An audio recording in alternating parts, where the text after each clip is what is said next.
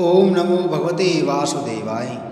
प्रिय भक्तगणों, आइए सुनते हैं श्रीमद् भागवत रसामृत श्रीमद् भागवत की आगे की कथा। प्रिय भक्तगणों, आज की कथा में हम श्रवण करेंगे कुंती जी और भीष्माचार्य जी की स्तुति। उत्तराजी के गर्भ का रक्षण करके श्री कृष्ण जब द्वारका जाने के लिए पधारते हैं, कुंती जी से भगवान का वियोग सहन नहीं हो रहा है। परमात्मा के वियोग में जिसके प्राण व्याकुल हैं, जिसे प्रभु वियोग का दुख है, वही भक्ति करता है, भक्त चिंतन करता है कि मैं भगवान से जुदा हो गया हूँ। मैं इतना बड़ा हुआ फिर भी मुझे एक बार भी प्रभु के दर्शन नहीं हुए। मैं कब परमात्मा के चरणों में पहुँच सकूँगा। दूसरी ओर श्री कृष्ण वियोग में जिसका मन संसार में रमता है, जिसे संसार सरस लगता है, वह संसार की भक्ति करता है। जीव जब माँ के पेट से बाहर आता है तब रोता हुआ आता है, और जब वह इस संसार से जाता है तब भी रोता हुआ ही जाता है। परंतु जीव कभी भी परमात्मा के लिए नहीं रोता। परमात्मा के लिए जो रोता है उसके दुख का अंत आता है। कुंती जी को श्री कृष्ण का वियोग असह्य लग रहा। वे चाहती हैं कि सारा दिन मैं द्वारका नाथ के दर्शन करती रहूं, मैं अपने प्रभु की सेवा करती रहूं, प्रभु का स्वरूप मेरी दृष्टि से दूर ना हो। कुंती जी श्री कृष्ण के वियोग में व्याकुल हैं। जिस रास्ते से श्री कृष्ण का रथ जाने वाला है उसी रास्ते पर वे हाथ जोड़कर खड़ी हैं। वृद्धावस्था है उनकी। दो दासियों ने सहारा दिया है, उन्होंने हाथ जोड़े हैं। शरीर में रोमांच हो रहा है, आँखों से प्रेमाश्रु धीरे धीरे गिर रहे हैं। सोचती जा रही हैं कि मेरे श्री कृष्ण मुझे छोड़कर जा रहे हैं। द्वारका नाथ का रथ आ पहुँचा। प्रभु ने देखा कि कुंती जी रास्ते में खड़ी हैं। श्री कृष्ण ने रथ खड़ा करवाया, स्वयं रथ से उतर पड़े। रोज का नियम था कि श्री कृष्ण कुंती जी की चरण वंदना करते थे। कुंती जी वसुदेव जी की बहन थीं, प्रभु की बुआ थीं, इससे प्रभु प्रतिदिन चरण वंदना करते थे। पर आज ऐसा हुआ कि श्री कृष्ण के चरण वंदना करने से पहले ही कुंती जी ने श्री कृष्ण को प्रणाम किया। श्री कृष्ण को थोड़ा सा संकोच हुआ। प्रभु ने कहा, ये आप क्या कर रही हैं? मैं तो आपके भाई का पुत्र हूँ। कुंती जी ने कहा, मैं भी आज तक यही जानती थी कि पर आज आपकी कृपा से मुझे आपके स्वरूप का ज्ञान हुआ। आप किसी के पुत्र नहीं हैं, आप सबके पिता हैं, आदि नारायण ही आप हैं। आपके चरणों में मैं वंदन करती हूँ। आपके उपकार मुझे बहुत याद आ रहे हैं। जब भगवान आपको अति संपत्ति दें, आपको अत्यंत सुख दें, तब दुख के दिन भूलिएगा नहीं। जब बहुत सुख मिलता है तब दुख के दिन भूल जाते हैं। कुंती जी सावधान होकर प्रभु के उपकार का स्मरण करती हैं। जीव मात्र को प्रभु की कृपा मिलती है, परंतु जीव दुष्ट है। भगवान के उपकार मानव भूल जाता है। मानव अनेक बार हिम्मत खो देता है, घबरा जाता है, तब भगवान उसका रक्षण करते हैं। दो साल पहले मैं बीमार पड़ा था, मैंने आशा छोड़ दी थी, डॉक्टर भी घबरा गए थे, पर प्रभु ने मुझे बचा लिया। प्रत्येक के जीवन में ऐसे अनुभव होते रहते हैं, परंतु जीव सुख के दिनों में दुख के दिन भूल जाता है, परमात्मा के उपकार भूल जाता है। कुंती जी को याद आ रहा है, वे दिन कैसे थे। मेरे पतिदेव ने शरीर छोड़ दिया, तब ये सब बच्चे बहुत छोटे थे। मैं विधवा हो गई। बच्चों को लेकर मैं वन में भटक रही थी, किसी ने मेरी ओर देखा तक नहीं। उस समय आपने मेरा रक्षण किया। मेरा भीम छोटा था, तब उसे मारने के लिए दुर्योधन ने विष के लड्डू खिला दिए। आपने भीम की रक्षा की। पांडवों को लाक्षागृह में जला देने का यत्न किया गया, तब आप ही ने रक्षा की। दुशासन द्रौपदी को सभा में ले गया। दुर्योधन अनाप शनाप बोलने लगा, यह दासी है, इसे नग्न करो। तब आप ही दौड़ते हुए आए। स्वामी जिसको आवरण में रखता है उसको कौन अनावृत कर सकता है। आपने मेरी द्रौपदी की लज्जा रखी। आपके एक नहीं अनंत उपकार हैं, ये मुझे याद आ रहे हैं। कुंती जी प्रेम से प्रभु के चरणों में बार बार वंदन कर रही हैं, कहती जा रही हैं कि प्रभु आपके उपकार का ऋण कैसे चुकाऊं। आपके अनेक उपकार हैं, आपके कारण ही पांडव सुखी रहे हैं। मैं आपका वंदन करती हूँ। आप हमारा त्याग करेंगे तो फिर हमारा कौन है? आपके कारण ही हमारी शोभा है। जिस घर में श्री बाल कृष्ण की सेवा होती है, जिस घर में ठाकुर जी की पूजा होती है, वह घर वैकुंठ धाम सा है। भगवान के कारण ही घर की शोभा है। जिस घर में ठाकुर जी की सेवा नहीं होती, जिस घर में प्रेम से प्रभु का नाम कीर्तन नहीं होता, वह घर घर नहीं शमशान है। वह घर अशुद्ध है। उस घर का पानी भी नहीं पीना चाहिए। वह घर वीरान हो जाता है। यह कथा सुनने के बाद घर में ठाकुर जी की सेवा पधराइएगा। कई लोग अपने घर में ठाकुर जी की सेवा पधराते हैं, पर उन्हें छोटी सी अलमारी में बंद रखते हैं। अपने लिए हजारों रुपए खर्च करके फर्नीचर बनवाते हैं, पर वे ठाकुर जी के लिए खर्च नहीं करते। आपको प्रभु ने संपत्ति दी है तो प्रभु की सेवा में संपत्ति का उपयोग कीजिए। लक्ष्मी नारायण की है। लक्ष्मी भोग के लिए नहीं है, उपयोग के लिए है। भगवान के लिए सुंदर सिंहासन बनाइए, सुंदर मखमल की गादी बनाइए। आपके घर में जो स्थान सर्वश्रेष्ठ हो, वहाँ भगवान को विराजमान कीजिए। जिस घर में लक्ष्मी का उपयोग नारायण के लिए होता है, उस घर में लक्ष्मी अखंड भाव से विराजती हैं। कुंती जी कह रही हैं कि नाथ कृपा करिए, हमारा त्याग न करिए। प्रभु ने स्मित हास्य से कहा, बहुत दिन यहाँ रहा, द्वारका से अनेक बार संदेश आए, अब मुझे वहाँ जाना है। कुंती जी ने हाथ जोड़े और कहा, आपको तो अनेक स्वरूप धारण करना आता है, एक स्वरूप द्वारका भेज दीजिए। आप मेरे घर में विराजिए, आप मेरी दृष्टि से दूर ना जाइए। आपका वियोग मैं नहीं सह सकूंगी। कुंती जी में दास मिश्रित वात्सल्य भाव था। वे ऐसा मानते थे कि मैं द्वारका नाथ की दासी हूँ, वे मेरे मालिक हैं। आप द्वारका ना जाइए, ऐसा कहने का मुझे क्या अधिकार है? परमात्मा तो सर्वतंत्र स्वतंत्र हैं, वे सर्वशक्तिमान हैं। इससे कुंती जी ने कहा, भले आप द्वारका पधारें, किंतु आज मैं विशेष वरदान मांगने आई हूँ, मुझे एक वरदान दीजिए। प्रभु ने कहा, मांगिए। कुंती जी ने प्रभु से मांगा, आप ऐसी कृपा करिए कि दुख विपत्ति के प्रसंग भले ही हमारे ऊपर आए, किंतु विपत्ति में आपका ही स्मरण करूं। जिस मुख सुख में भगवान को बुलाया जाता है, वह संपत्ति ही विपत्ति है। जिस विपत्ति में भगवान याद आते हैं, वह विपत्ति ही संपत्ति है। जिस सुख में भगवान बुलाए जाते हैं, वह सुख महान दुख है, वह पतन लाता है। कहे हनुमंत विपत्ति प्रभु सोई, जब तब सुमिरने भजने न होई। सुख में जीव भान गवा देता है, अति सुख का प्राप्त होना अच्छा नहीं है। दुख में मानव थोड़ा समझदार बनता है। कई दिनों तक पुस्तकों के अध्ययन से जो ज्ञान प्राप्त नहीं होता, वही ज्ञान दुख में अनायास प्राप्त हो जाता है।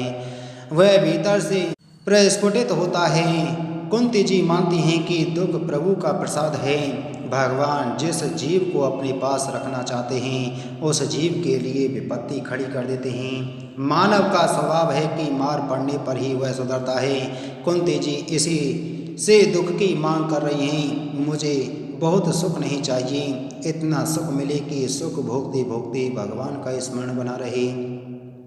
भगवान को बुलवा दें, ऐसा सुख मुझे नहीं चाहिए। कुंती जी ने कहा, संपत्ति का मद, विद्या का मद, यौवन का मद, अधिकार का मद, ये सब मद भान गवा देते हैं, और ये चारों एकत्रित हों तो फिर क्या कहना। नाथ कृपा करिए, मेरी संतानों को अभिमान न हो। विद्या का मद अभिमान देता है। बहुत पढ़े लिखे लोग प्राय कथा में नहीं जाते। ये सब मानते हैं कि मैं BA पास हूँ, भागवत मैंने पढ़ ली है, महाराज और क्या कहने वाले हैं, मुझे सब कुछ आता है। बहुत पढ़े लिखे कथा में नहीं जाते, और जाते हैं तो अकड़ कर बैठते हैं और सुनते हैं। वैष्णव प्रेम से ताली बजा बजा कर कीर्तन गाते हैं। पढ़े लिखे लोगों का ऐसा मानना है कि ताली बजा बजा कर कीर्तन करना अनपढ़ लोगों का, मूर्ख लोगों का काम है। हम तो बहुत पढ़े लिखे हैं, आगे बढ़े हुए हैं, परंतु जब घर में बच्चा रोने लगता है, तब वकील साहब भी ताली बजाकर उसे चुप कराने का यत्न करते हैं। विद्या का अभिमान पाप लाता है, संपत्ति का अभिमान पाप करवाता है। जिसके पैटिक में बहुत धन है वह दूसरे को तुच्छ मानता है। उसे लगता है कि वह स्वयं ही समझदार है। द्वारकानाथ जी के दर्शन से कुंती जी का मन तृप्त नहीं होता। कुंती जी प्रेम से भगवत स्वरूप को देखती हैं। द्वारकानाथ से वे कहने लगी, अब आप बड़े हो गए, पर एक बार मैंने आपका बाल स्वरूप देखा है। एक बार मुझे आपके बाल स्वरूप के दर्शन हुए हैं। मैं द्वारकानाथ का ध्यान करती हूँ, चतुर्भुज नारायण की सेवा करती हूँ, स्मरण करती हूँ, पर कभी कभी मुझे आपके बाल स्वरूप की याद आ जाती है। जब आप छोटे थे तब मैं गोकुल आई थी, मैं मथुरा पीहर गई थी। तब मेरे भाई वसुदेव ने मुझसे कहा था कि बहन, कोई नहीं जानता, पर मैं तुझसे कह रहा हूँ कि नंद बाबा के गोकुल में लोग जिसे कन्हैया कहते हैं वह मेरा ही पुत्र है। कंस के डर से मैंने उसे नंद बाबा के घर में रखा है। मैं वहाँ नहीं जा सकता। बहन, आप आई हैं, ये अच्छा ही हुआ। आप मेरे लाला को देखने के लिए एक बार गोकुल में जाइए। मेरे भाई ने मुझसे कहा और इसी से मैं आपको देखने विशेष रूप से गोकुल आई थी। उसी दिन आपके घर में चोरी की थी, मटकी फोड़ डाली थी। यशोदा माता का वात्सल्य भाव था। मेरा लाला मेरा बच्चा है, उसे चोरी करने की आदत पड़ रही है, यह अच्छा नहीं है। अब ये दही माखन की चोरी कर रहा है, बड़ा होने पर फिर पैसे की चोरी करेगा। तो उन्होंने लाला से कहा, लाला आज मैं तुझे सजा दूंगी। ऊखल पर चढ़कर चोरी की थी। इससे यशोदा माँ ने निश्चय किया कि लाला को मैं ऊखल से बांध दूंगी। यशोदा मैया लाला को बांधने गईं। वे तो बाल कृष्ण को बच्चा ही मान रही थीं। गोकुल में तो कृष्ण बालक बनकर ही रहे। श्री कृष्ण परमात्मा ही यशोदा मैया श्री बाल कृष्ण को लाल रस्सी से बांधने का प्रयत्न कर रही हैं, पर ऐश्वर्य शक्ति मानती हैं कि श्री कृष्ण मेरे पति हैं। मेरे पति को कोई बांध रहा है, मुझसे देखा नहीं जाता, सहन नहीं हो सकता। इससे ऐश्वर्य शक्ति रस्सी में प्रविष्ट होती हैं, वह रस्सी को छोटी कर देती हैं। जिस रस्सी से यशोदा मैया श्री कृष्ण को बांधने जाती हैं वह रस्सी 2 अंगुल छोटी पड़ती है।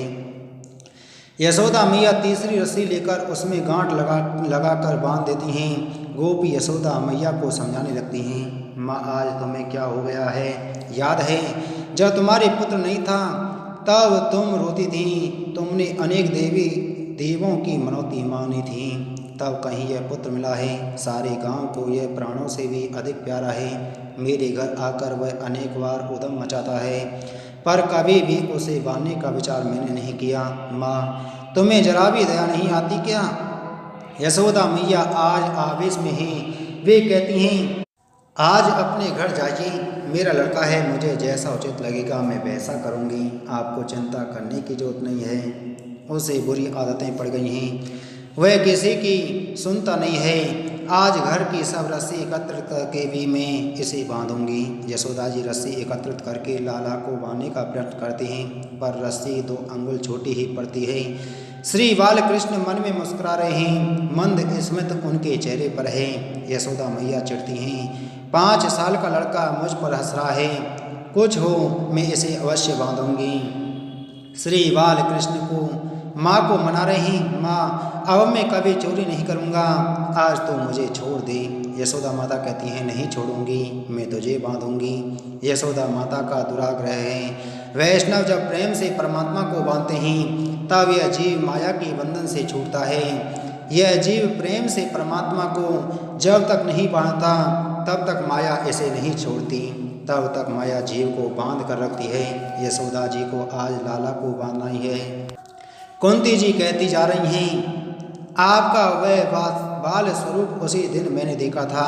काल भी जिससे घबराता है वह लाला आज डर रहा है। वह माता से कह रहा है कि माँ मुझे छोड़ दे। माँ कहती हैं, मैं नहीं छोड़ूंगी, मैं तुझे सजा दूंगी। लाला ने सोचा कि आँख में आंसू आ जाए और रोने लगूं तो माँ को दया आ जाएगी और वह छोड़ देगी। लाला ने रोने का प्रयत्न किया, पर आँख में आंसू निकल ही नहीं रहे। लाला आँखें मलने लगा। आँख में काजल लगा था, वही काजल कपोल पर आ गया। यशोदा माता देख रही हैं, आज मेरा बाल कृष्ण कैसा दिख रहा है। आज बहुत सुंदर दिखाई पड़ता है, भीतर प्रेम उमड़ रहा है। पर माता बाहर थोड़ा नाटक करती हैं। लाला से कहती हैं, तू बहुत उद्यम मचाता है, बहुत नटखट हो गया है। आज मैं तुझे बांधूंगी, तुझे सजा दूंगी। तू झूठा है, तेरा रोना भी झूठा है। मैं तुझे जानती हूँ, मैं तेरी माँ हूँ। कुंती जी कहती हैं, आपका वह बाल स्वरूप कभी अभी भी मेरी दृष्टि से दूर नहीं हो रहा। आपका बाल स्वरूप अति सुंदर है। कुंती जी मान रही हैं कि मुझ में प्रेम की कमी है, इसी से भगवान मुझे छोड़कर जा रहे हैं। मेरे भीतर सच्चा प्रेम होता तो प्रभु मुझे नहीं छोड़ते। वे श्री कृष्ण से कहती हैं, यशोदा मैया का प्रेम सच्चा था। यशोदा मैया ने आपको बांधा था, ऐसा प्रेम मुझ में है कहाँ। मैं यशोदा मैया के चरणों में बार बार प्रणाम कर रही हूँ। मुझे श्री कृष्ण प्रेम दीजिए। मेरा प्रेम संसार के विषयों में बिखरा पड़ा है। पांडवों में मेरी आसक्ति है, यादवों से मेरा स्नेह है। संसार के अनेक विषयों में मेरा प्रेम बिखरा पड़ा है। परमात्मा के दर्शन करने पर भी जीव माया से परे नहीं हो सकता। परमात्मा से अतिशय प्रेम करने पर ही वह माया से छूटता है। कुंती जी को ऐसा लगा कि मेरा प्रेम संसार के विषयों में समाया हुआ है, प्रभु में मेरा प्रेम नहीं है। इसी से प्रभु मुझे छोड़कर जा रहे हैं। कुंती जी श्री कृष्ण को बार बार प्रणाम करती हैं। जिस तरह हिमाचल से निकलकर भागीरथी सारे पर्वतों को तोड़कर समुद्र से मिलने जाती है, उसी तरह से मेरी वृत्ति भी आपकी ओर प्रवाहमान हो, ऐसी कृपा कीजिए। मैं आपकी वंदना करती हूँ, नाथ मैं आपकी शरण आई हूँ, कृपा कीजिए। वंदन परमात्मा को बंधन में डालते हैं। वैष्णव बंधन से ही परमात्मा को भस्म करते हैं। हर 2-3 मिनट के बाद ठाकुर जी का दर्शन मन ही मन कीजिए। भगवान के चरणों में वंदन कीजिए। इसमें एक पैसा भी खर्च नहीं होता, शरीर को जरा भी कष्ट नहीं होता। जिस देव की आप पूजा आराधना करते हैं, उस देव का हर 2-3 मिनट के पश्चात दर्शन कीजिए। आप जहाँ भी हैं वहीं से मन ही मन दर्शन करिए। प्रभु के चरणों में वंदन करने की आदत डालिए। प्रभु जरूर दया करेंगे। इस जगत के मालिक परमात्मा हैं। इस जगत में दो कुछ हैं, जो कुछ हैं प्रभु का है। कई लोग मंदिर में बहुत सेवा करते हैं। वे समझते हैं कि मैं ही मंदिर का संचालन कर रहा हूँ, यह सेवा मैंने की है। प्रभु कहते हैं, मेरा मंदिर तुम क्या चलाओगे, तेरा घर तो मैं चला रहा हूँ, तुझे कुछ मालूम ही नहीं है। तुम भान गवा बैठे हो, तुम्हें मैंने ही सब कुछ दिया है। अरे जगत के मालिक तो परमात्मा हैं, कोई मानव मालिक नहीं हो सकता। मानव तो मुनीम है, मानव को संचालन का काम दिया गया है, मानव तन का भी मालिक नहीं है। फिर वह घर का मालिक कैसे हो सकता है। मानव सद्भावना से बारंबार प्रभु को वंदन कर सकता है। कुंती जी बार बार प्रभु का वंदन करती हैं। द्वारका जाने के लिए तैयार थे, फिर भी द्वारकानाथ वापस आए। कुंती जी के महल में जब प्रभु पधारे तब वे प्रसन्न हो गईं। वह तो रास्ते में हाथ जोड़कर खड़ी रही थीं। इसी से प्रभु पुनः पधारे। अर्जुन सोचते हैं कि प्रभु का मुझ पर बहुत प्रेम है, इसी से प्रभु वापस आए। द्रौपदी को लगता है कि मेरे बालकों की मृत्यु से मुझे दुखी जानकर रुके हैं। श्री कृष्ण ने सोचा होगा कि द्रौपदी बहुत दुखी हैं, थोड़ी दिन द्रौपदी के साथ रहूं तो अपना दुख वह भूल जाए। मेरे कृष्ण मेरे लिए नहीं लौटे हैं। सुभद्रा जी मान रही हैं कि द्रौपदी तो मुँह बोली बहन है, मैं तो माँ जाई बहन हूँ, प्रभु मेरे लिए ही वापस आए हैं। परंतु भगवान लौकिक संबंध को बहुत महत्व नहीं देते। परमात्मा प्रेम बंधन को ही मानते हैं। सबसे ऊंची प्रेम सगाई भीष्म पितामह का प्रेम भी अति दिव्य था। प्रभु तो उनके मरण को सुधारने के लिए लौटे थे। प्रिय भक्तगणों, इसी के साथ में आज की हमारी श्रीमद्भागवत रसामृत श्रीमद्भागवत की कथा संपूर्ण हुई। प्रिय भक्तगणों, कल की कथा में हम श्रवण करेंगे भीष्म पितामह को सदगति का दान। बोलो श्री कृष्ण चंद्र भगवान की जय।